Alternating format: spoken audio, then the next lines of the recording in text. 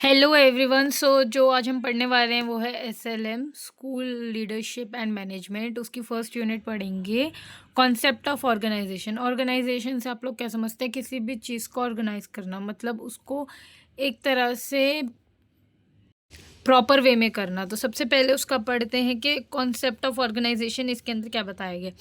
Group of people working together. एक बात, normal सी बात है, ऑर्गेनाइजेशन में ग्रुप ऑफ पीपल होते हैं जो एक साथ काम करते हैं, स्ट्रक्चर बनाते हैं, उसको रोल देते हैं, रिस्पॉन्सिबिलिटीज सबको अलग अलग दे दी जाती है ना। जैसे कि कोई एक एक्ट हो रहा है या फिर कोई स्कूल एक फंक्शन कर रहा है, ऑर्गेनाइज कर रहा है, कोई फंक्शन ऑर्गेनाइज कर रहा है, तो उसके अंदर हम क्या करते हैं कि ये टीचर ये संभालेगा, ये टीचर ये संभालेगा, ये टीचर ये करेगा, बच्चे ये करेंगे। ये क्या है?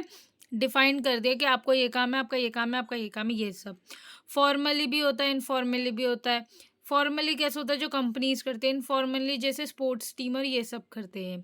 फिर आता है कि मेंबर्स जो होते हैं वो अपनी, मैंने जैसे बताया कि ऑर्गेनाइजेशन में सबका अपना अपना काम हो जाता है, मेंबर्स को अपने अपने काम दिए जाते हैं। इनके अंदर ना इंक्लूड्स होते हैं बिजनेस, क्लब्स, टीम्स, ये सारी इंक्लूडेड होती हैं। फिर आता है कॉन्सेप्ट ऑफ इंस्टीट्यूशन। इंस्टीट्यूशन का कॉन्सेप्ट क्या है? सोशल स्ट्रक्चर बनाती है गवर्नेंस की सोसाइटी में। एक वेरियस एक्सेप्ट वो होते हैं, एक्सपेक्ट्स होते हैं, पॉलिटिशियन, एजुकेशन, ये क्या है? इंस्टीट्यूट्स हमारे क्या क्या, पॉलिटिक्स पार्टीज, एजुकेशन, ये सारे स्टेब्लिश करते हैं रूल्स को, वैल्यूज़ को। उसके बाद इसमें क्या होता है? इंक्लूडिंग होती है गवर्नमेंट, लॉ और स्कूल। ये सारी ये शेप देते हैं, टाइम देते हैं, स्पेस देते हैं हर चीज़ को। नेक्स्ट आ जाते हैं हम, फिर आ जाते हैं school as a learning organisation. School को हम एज अ लर्निंग ऑर्गेनाइजेशन कैसे लेंगे? हम वहाँ पे क्या सीखते हैं? कंटिन्यूस लर्निंग होती है, टीम वर्क होते हैं, वेरियस होते हैं, स्टूडेंट एम्पावरमेंट बढ़ती है, ट्राइंग न्यू थिंग। बच्चे क्या होते हैं? हम किसी बच्चे को कोई चीज़ देते हैं कि ये प्रेजेंटेशन आप दोगे, तो वो क्या कर रहा है? एक नई चीज़ सीख रहा है, वो प्रेजेंटेशन देना सीख रहा है। तो ये सब होता है। नेक्स्ट टॉपिक है हमारा स्कूल मैनेजमेंट। के अंदर ये हो जाता है कि हम लोगों के स्कूल के अंदर मैनेजमेंट कैसे वर्क करता है। लाइक आपका जो स्कूल का जो पूरा स्टाफ है जो मैनेजमेंट करता है वो कैसी चीज़ें करते हैं। वो करिकुलम को पर्सनली लेते हैं, एक्टिविटीज़ कराते हैं, एडमिनिस्ट्रेशन होते हैं, टास्क होते हैं, बच्चों की प्रॉब्लम सुनते हैं, बच्चों की प्रॉब्लम्स के सॉल्यूशन निकालते हैं, अचीवमेंट्स होती है अकेडमी की, ये सब आ जाता है। फिर आता है नेक्स्ट टॉपिक हमारा objective of school management. School management का ऑब्जेक्टिव क्या होता है? सबसे पहले सबको पता है कोई भी चीज़ हो सबसे ज़्यादा ज़रूरी उसके अंदर एडमिनिस्ट्रेशन होता है। सो इफेक्टिव होना चाहिए एडमिनिस्ट्रेशन। अगर एडमिनिस्ट्रेशन ही अच्छा नहीं है तो स्ट्रक्चर हो ही नहीं सकता। सपोर्टिव होना चाहिए लर्निंग एनवायरनमेंट। अगर स्कूल के अंदर पढ़ाई ही नहीं होगी, कुछ सिखाया ही नहीं जा रहा होगा, सिर्फ एक्टिविटी एक्टिविटी हो, पढ़ाई हो ही ना, तो क्या वो लर्निंग होगी? वो स्कूल मैनेजमेंट ठीक है? नहीं। वहाँ पे अगर को करिकुलम एक्टिविटीज़ है तो वहाँ पे हमारी स्टडीज़ भी होनी चाहिए, वो ज़रूरी है। स्टूडेंट की सक्सेस होना और वेलबींग होना बहुत ज़रूरी है। रिसोर्सेज को यूज़ करना आना चाहिए, स्टाफ का डेवलपमेंट होना चाहिए। ये नहीं कि पुराने जब स्मार्ट बोर्ड आ चुके हैं तो ये नहीं आप ब्लैक बोर्ड ही ब्लैक बोर्ड, ब्लैक बोर्ड ही ब्लैक बोर्ड यूज़ करो। नहीं, आपको कभी कभी स्मार्ट बोर्ड भी यूज़ करना चाहिए, बच्चों का भी इंटरेस्ट होना चाहिए। पॉलिसीज़ को बनाना चाहिए, नई नई पॉलिसीज़ के अंदर इम्प्रूवमेंट करनी चाहिए। फिर आता है principle of school management. Principle क्या है स्कूल मैनेजमेंट के? सबसे पहले लीडरशिप होनी चाहिए, हर उसमें लीडरशिप होनी चाहिए, ठीक है। इक्वलिटी होनी चाहिए, और रिसोर्सेज अच्छे होने चाहिए, स्टूडेंट का फोकस होना चाहिए, कोलैबोरेशन होनी चाहिए, गवर्नेंस लाइक कि आप जो भी करो आप अपना मॉडर्न तरीका भी यूज़ करो, सेफ्टी होनी चाहिए, वेलबींग होनी चाहिए बच्चों की, प्रोफेशनल डेवलपमेंट होना चाहिए। ऑलमोस्ट सेम है प्रिंसिपल और ऑब्जेक्टिव, आप सेम भी कह सकते हो। सो ये सारे पढ़ लेना, और हो सकता है कि प्रिंसिपल और ऑब्जेक्टिव में से कुछ एक आ जाए, क्योंकि दोनों के दोनों बहुत ज़्यादा इंपॉर्टेंट है। नेक्स्ट आता है हमारा topic role and function of principals as a school manager. क्या क्या रोल और फंक्शन होते हैं स्कूल के as a principal of school manager की? लीडरशिप, लीडरशिप होनी चाहिए, नॉर्मल सी बात है, लीडरशिप तो बहुत ज़रूरी है। फोकस होना चाहिए, मैंने जैसे बताया, एनवायरनमेंट उसी तरह का होना चाहिए जिस तरीके की चीज़ हो रही है। अगर आप स्पोर्ट्स में तो आपका स्पोर्ट्स का एनवायरनमेंट होना चाहिए, जब स्टडी करो तो आपका स्टडी का एनवायरनमेंट होना चाहिए। गोल हमारे सिलेक्टेड होने चाहिए कि हमें ये चीज़ करनी है। टीचर्स को क्या बोला जाता है? लेसन प्लान बना के लेके जाओ। क्यों? क्योंकि उन्हें पता है कि उन्हें क्लास में जाकर टाइम वेस्ट नहीं करना, उन्हें पता है कि उन्हें क्या पढ़ाना है। ट्रेनिंग होनी चाहिए प्रोफेशनली, इसी वजह से जब भी हम टीचर बनने जाते हैं हम सबसे पहले टीपी लेते हैं, ठीक है। साउंड फिजिकल हेल्थ होनी चाहिए, फिजिकली हेल्थ सबकी अच्छी होनी चाहिए। और विनर ऑफ फेथ, फिर डर से, नॉर्मल सी बात है जब आपको सब कुछ आता होगा आप डर से जीत जाओगे तो विनर ऑफ फेथ अपने आप हो जाओगे आप लोग। फिर आता है TQM। TQM का कॉन्सेप्ट आता है, इसके अंदर हमको ना पता चलता है टोटल क्वालिटी मैनेजमेंट के सिस्टम की meeting, customise, organisation, participation, planning, हर चीज़ कैसी होनी चाहिए, उसको कैसे इम्प्रूव करा जाएगा, ये सब कुछ बताया जाता है इसके अंदर। नेक्स्ट आता है हमारा इम्पोर्टेंस, ये थोड़ा ब्लर है।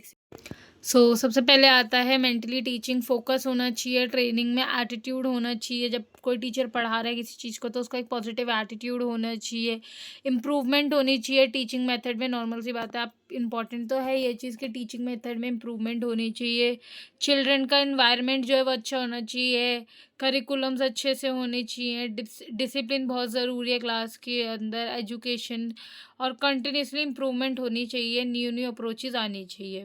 फिर आता है एलिमेंट्स, TQM के एलिमेंट्स क्या होती है, फोकस्ड होना चाहिए, टोटल एम्प्लॉयमेंट पढ़नी चाहिए, प्रोसेस होना चाहिए, ढंग से प्रोसेस होना चाहिए, कॉन्टीन्यूस इम्प्रूवमेंट होनी चाहिए, फैक्टर बेस्ड डिसीजन होने चाहिए कि जो फैक्ट है उसके बेस पे डिसीजन होना चाहिए, कम्युनिकेशन ढंग से होनी चाहिए, स्ट्रैटेजीज सिस्टम अप्रोच होनी चाहिए। नेक्स्ट टॉपिक आता है, इसके बाद नेक्स्ट आता है हमारा टॉपिक और इसके वो क्या होते हैं, रिलेवेंस क्या होते हैं TQM के स्कूल के अंदर। कंटिन्यूसली इम्प्रूवमेंट होनी चाहिए, बेटर स्टूडेंट आउटकम, इतना जब हम मेहनत कर रहे हैं तो स्टूडेंट का आउटकम अच्छा आना चाहिए, ठीक है। टीचर्स को सेटिस्फेक्शन होना चाहिए, हायर टीचर सेटिस्फेक्शन होना चाहिए और पॉजिटिव स्कूल इन्वायरमेंट होना चाहिए। चैलेंजेस क्या क्या आते हैं इसके अंदर, सबसे पहले तो आता है कि रिस्पॉन्सिबिलिटी हो, लैक ऑफ ट्रेनिंग नहीं दी जाती ढंग से, ठीक है। क्रेट स्टाफ डेवलपमेंट, स्टाफ का डेवलपमेंट अच्छे से होना चाहिए, इम्प्रूव करना चाहिए स्कूल को वे ऑफ लाइफ से। यूज़ रिसर्चिंग होनी चाहिए, मतलब ये नहीं कि रुक गया, एक चीज़ आई वहीं पे रुक गई, नहीं, उसको आगे बढ़ते रहना चाहिए। नेक्स्ट आता है हमारा टॉपिक पॉसिबल स्टेप्स क्या होते हैं जब हम TQM को करते हैं, तो उसको हम शॉर्ट फॉर्म में पढ़ते हैं PDCA, ये याद रखना, PDCA साइकिल। P से क्या होता है प्लानिंग, कि प्लानिंग करो, पहले कोई हमने एक वो ले लिया, हमने किसी चीज़ को हमने लिया है, उसको सबसे पहले हम क्या करेंगे, एक प्लान करेंगे कि हमें इसमें ये करना है, ये करना है, फिर उसको हम करेंगे, फिर हम चेक करेंगे कि हमने वो जो करना था वो करा है और उसके बाद उसका रिजल्ट देखेंगे। जैसे कि हमने एक टीचर्स, ये मान लो एक स्पोर्ट्स डे लिया, एक स्पोर्ट्स डे के अंदर हमने सबसे पहले प्लानिंग करी कि स्पोर्ट डे के अंदर ये होना चाहिए, जिस दिन स्पोर्ट डे था उस दिन हमने वो चीज़ करी। फिर फंक्शन शुरू होने से पहले हमने एक चीज़ चेक करी कि स्पोर्ट्स डे में ये चीज़ें हैं, उसके बाद जब पूरा हो गया तो लास्ट में हमारे को रिजल्ट मिला कि हमारा कैसा हुआ। फिर आता है management of school education at a centre level पे एजुकेशन कैसा है हमारा, एक सेकेंड। हम पढ़ रहे थे तो इसके अंदर होता है कि एजुकेशन जो एडिटेड हुई थी लिस्ट में वो 1976 में हुई थी, ओके। इसके बारे में पढ़ेंगे हम। Role of centre level of government क्या है, सबसे पहले सेटिंग हुई है, एजुकेशन गोल बनाया जाता है, फिर उन्हें फाइनेंशियली सपोर्ट किया जाता है स्कूल्स को, गवर्नमेंट स्कूल कहते हैं ना कि गवर्नमेंट स्कूल है, उनके बारे में बात हो रही है यहाँ पे। फिर उनके देखे जाते हैं कि स्कूल्स जो है वो अच्छे बने हैं, इतना पैसा जा रहा है वो कहीं गायब तो नहीं हो रहा बीच में से, वो चीज़ हो रही है। फिर उनको देखते हैं कि मेक श्योर करते हैं कि ये रूल बनाए थे और ऐसी ऐसी चीज़ें होनी थी, क्या वो चीज़ें हो रही हैं। फिर उनको पॉलिसीज़ बनाते हैं वो स्टूडेंट्स के लिए। फिर आता है कि सेंट्रल लेवल गवर्नमेंट क्या फंक्शन करती है, वो प्लानिंग करती है, फिर ऑर्गेनाइजेशन करती है, ऑर्गेनाइज करती है उसको, फिर उसको एक डायरेक्शन देती है, फिर उसे कंट्रोल करती है, फिर क्लीन और हाउस फंक्शन, उन चीज़ों को ढंग से देखा जाता है। फिर आता है स्टेट लेवल के अंदर क्या होता है, फंडिंग दी जाती है स्कूल्स को, मैं आपको दिखा देती हूँ, फंडिंग दी जाती है स्कूल्स को, सेट किया जाता है करिकुलम का एक स्टैंडर्ड सेट किया जाता है, उसके बाद एक सेकेंड, हाँ, करिकुलम का स्टैंडर्ड सेट किया जाता है, पॉलिसीज़ बनाई जाती है, इम्प्लीकेशन होती है पॉलिसीज़ की, लोकल एजुकेशन नीड फुलफिल की जाती है कि बच्चों को ये ना हो, टीचर्स को देखा जाता है क्या वो एकदम एजुकेटेड हैं, वो एजुकेटेड हैं, वो इतने पढ़े लिखे हैं, ये सब देखा जाता है। फिर आता है हमारा नेक्स्ट टॉपिक आता है state level. State level work कैसे करता है अब ये देखेंगे। सबसे पहले एजुकेशन एडमिनिस्ट्रेशन स्ट्रक्चर होता है, जो हमारे को एक एजुकेशन, मैंने हर चीज़ में बताया ना, सबसे पहले एडमिनिस्ट्रेशन ही आता है एजुकेशन में, एजुकेशन। फिर वो दिल्ली एडमिनिस्ट्रेशन को देते हैं, फिर चीफ मिनिस्टर के पास जाता है, फिर मिनिस्टर ऑफ एजुकेशन के पास जाता है। ये एक तरह से पैसा बता रही हूँ कि जब हमारी गवर्नमेंट स्कूल में पैसा आता है तो वो कैसे आता है, टीचर्स को सैलरी देना हो, कुछ भी काम हो तो वो कैसे होता है। फिर मिनिस्टर ऑफ एजुकेशन को दिया जाता है, फिर एजुकेशन सेक्रेटरी को दिया जाता है, फिर डायरेक्टर ऑफ एजुकेशन को दिया जाता है, फिर हमारे सब ऑफिसर जो होते हैं एजुकेशन के उनको, डिप्टी डायरेक्टर को, फिर प्रिंसिपल के पास आता है, फिर पीजीटी के पास जाता है, फिर टीजीटी के पास जाता है। ऐसे जाके हमारे पास पैसा आता है, हमारी टीचर्स को ऐसे दी जाती है सैलरीज हमारे, मतलब कहाँ से शुरू होता है, कम से कम ये तो 8-10 स्टेप्स होने के बाद हमारे टीचर्स के या स्टूडेंट के पास किस चीज़ को पैसा आता है। फिर आता है Delhi management of school. Delhi management कैसे कर रही है, तो गवर्नमेंट स्कूल में क्या होते हैं, गवर्नमेंट स्कूल के अंदर सर्वोदय विद्यालय बना दिए, 1st to लेके 5th तक के, ये सारे सर्वोदय विद्यालय हैं, ठीक है। उसके बाद 6 से लेके 12 तक बना दिए हैं, 6 से लेके 10 तक हो गए हैं, 12 तक प्रतिभा विकास करके। फिर आते हैं एमसीडी स्कूल। एमसीडी स्कूल्स के बारे में पढ़ते हैं हम। एमसीडी स्कूल के अंदर क्या होता है, फॉर प्राइमरी एजुकेशन होती है, कहते हैं एमसीडी है, फॉर प्राइमरी एजुकेशन होती है। फिर फ्री एजुकेशन होती है, ये इस्टेब्लिश कब हुआ था, अप्रैल 1958 के अंदर, ठीक है। और ये डिस्ट्रिक्ट्स में डिवाइड हुआ था अलग अलग। नेक्स्ट आप एमसीडी में देख लेना, एमसीडी का पूरा प्रोसेस दी गया है, ये आप खुद गौर करके एक बार पढ़ लेना। ये रहा, मैंने पूरे का पूरा दे दिया है, पढ़ना हो तो पढ़ लेना, वरना इतना लिख के होगे तो भी बहुत है। फिर आता है न्यू दिल्ली म्यूनसिपल कॉर्पोरेशन। ये क्या है, देखो सबसे पहले ये एक्ट आया था 1994 के अंदर, मतलब कुछ ज़्यादा साल नहीं हुआ है, अभी कुछ टाइम पहले ही आया था, ठीक है। और ये हुआ था 1st to 12th के लिए। ये क्या था, स्टडीज़ को दिया गया था, और स्टडीज़ के लिए स्टार्ट किया गया था। और ये क्या था, डिफरेंट पार्ट्स में बटा हुआ था, जैसे मैंने ऊपर बताया, एडमिनिस्ट्रेशन, जर्नल, फाइनेंशियल, ये सारी चीज़ें हो रही थी। न्यू दिल्ली म्यूनसिपल कॉर्पोरेशन, इस चीज़ के बारे में हो रहा है। कंप्यूटर, ह्यूमैनिटी, साइंस, वेट, ये सब चीज़ों के लिए दिया गया था। फिर आता है हमारा नेक्स्ट आता है, फिर हम एक तरह से पढ़ेंगे दिल्ली बोर्ड। दिल्ली बोर्ड के अंदर क्या आया था कि जो हमारी एजुकेशन की क्वालिटी है वो एकदम सही होनी चाहिए, इंफ्रास्ट्रक्चर जो है वो हमारा अच्छा होना चाहिए, मेंटेन होना चाहिए, कंडीशन जो एजुकेशन की है वो अच्छी होनी चाहिए, टीचर्स ट्रेन होने चाहिए, इंश्योर होना चाहिए कि हर चीज़ अच्छे से हो रही हो। फिर आता है हमारा नेक्स्ट एनसीईआरटी। ऑलमोस्ट सबने एनसीईआरटी पढ़ी होगी, एनसीईआरटी की फुल फॉर्म दी गई है, पढ़ लेना। एनसीईआरटी के अंदर क्या होता है, teacher training, development of education कराई जाती है, पॉलिसीज़ ढंग से बनाई जाती है, रिसर्च करा जाता है, करिकुलर डेवलपमेंट होता है, टेक्स्ट बुक से पब्लिश होती हैं। ये सारे क्या हैं, एनसीईआरटी। मैंने ये छोटे छोटे पॉइंट्स दिए हुए हैं, आप इसको अच्छे से बता भी सकते हो। अगर ये क्वेश्चन 8 नंबर या 5 नंबर या 3 नंबर का आया, सो यू आर लाइक कि आप इनको पूरा एक्सप्लेन कर देना कि ये क्या क्या होते हैं। जैसे कि हमने उठाया development of education, development education के ऊपर आप अगर 10 पॉइंट्स भी लिखाओगे तो भी आपको पूरे नंबर मिलेंगे। हमारी एजुकेशन बढ़ती है, बच्चों की एजुकेशन में अच्छी होते हैं, टीचर्स और ट्रेन होते हैं, ठीक है। ऐसे करके आप लिख के आओगे।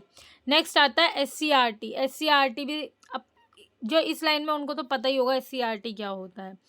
इम्प्रूवमेंट करता है करिकुलम में एससीईआरटी, टीचर्स को अच्छे से रखता है, रिचमेंट देता है और सब कुछ करता है। सीसीई एससीईआरटी ने बनाया था, ठीक है। एससीईआरटी हिंदी मतलब आप ये समझ लो कि टीचर्स को ट्रेनिंग देना इस एससीईआरटी का काम है। जितने भी टीचर्स इस टाइम डीएलएड कर रहे हैं वो एससीईआरटी के अब अंदर आ रहे हैं। क्वालिटीज़ अच्छी होनी चाहिए, टेक्स्ट बुक्स अच्छे से होनी चाहिए, लैंग्वेजेस होनी चाहिए अलग अलग, वो सब किस में आता है, एससीईआरटी में। नेक्स्ट टॉपिक आता है हमारा SIEMAT, साइमेट्स। इसको आप ऐसे भी पढ़ सकते हो, उसकी फुल फॉर्म दी गई है। उसमें क्या होता है, कोलैबोरेशन एंड नेटवर्क्स अच्छे होने चाहिए, पॉलिसी सपोर्ट करनी चाहिए, ट्रेनिंग प्रोग्राम्स होते हैं, ठीक है। और उसके बाद रिसर्चिंग होती है डॉक्यूमेंट्स के अंदर। ये सारे क्या आते हैं हमारे इसके, state institutes of education management and training, इसके अंदर ये सारी चीज़ें आती हैं। नेक्स्ट आता है हमारा DURC। DURC में क्या है, डिस्ट्रिक्ट अर्बन रिसोर्स कोऑर्डिनेटर्स। इसके अंदर क्या किया जाता है, रेफर्स किया जाता है साइंस रिसर्चेस को, जो हमारी लाइफ को बोथ उससे बताते हैं बेनिफिशियल ऑफ ह्यूमन आउटकम, कि ह्यूमन का आउटकम क्या आता है, बेनिफिशियल सेफ्टी क्या है, सिक्योरिटी पॉलिसीज़ हमारे लिए, और मतलब कि टीचर्स के लिए, बच्चों के लिए, हर चीज़ के लिए पॉलिसीज़ बनाना, बच्चों के लिए क्या ठीक है, किस टाइम पे क्या लेके आना है, किस टीचर को क्या चीज़ देनी है, टीचर कितना पढ़ाएगा, टाइम टेबल बनाना टीचर्स का कि इस टाइम बच्चे इतना पढ़ सकते नहीं पढ़ सकते, ये सारे DORC में आते हैं हमारे। नेक्स्ट आता है, सबने पढ़ जो अभी टीचिंग कर रहे हैं वो पढ़ ही रहे होंगे, डाइट। डाइट के अंदर आता है सबसे पहले कि हमारी क्वालिटीज़ अच्छी होनी चाहिए डिस्ट्रिक्ट लेवल पे, ठीक है। फिर होना चाहिए ट्रेनिंग प्रोग्राम अच्छे से होना चाहिए, सर्विस होना चाहिए, एडमिक और रिसोर्सेज अच्छे होने चाहिए हमारे पास। सर्विस टीचर ट्रेनिंग जब देते हैं तब हमारे पास सपोर्टिव होनी चाहिए हर चीज़, एजुकेशन सिस्टम अच्छा होना चाहिए। ये सारे किस में आता है, डाइट में। नेक्स्ट आता है BRC ब्लॉक रिसर्च सेंटर और कस्टम रिसर्च सेंटर। इन दोनों के अंदर डिफरेंस आ सकता है, तो ढंग से सुनना इसमें होता क्या है।